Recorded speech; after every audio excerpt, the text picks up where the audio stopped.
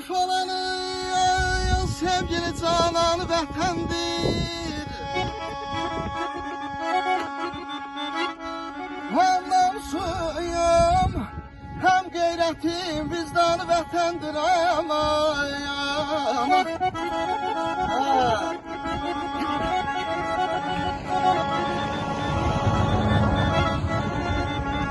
Rosaya vətən uğrunda vallah buna fəxr edərəm mən.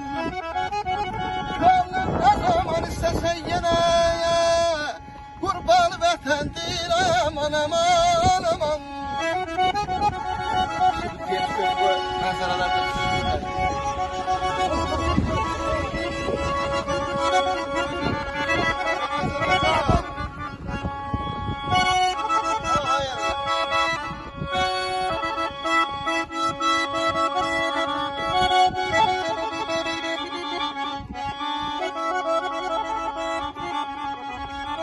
Deyir herkes soruşa gelmem ünvanım sizden.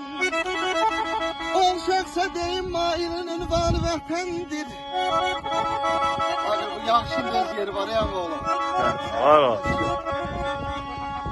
Azinen biz gelay, gene tapıp biz gelay.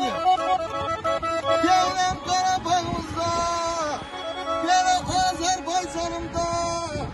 Söyler olsun, gene ona biz geleyim. Hadi.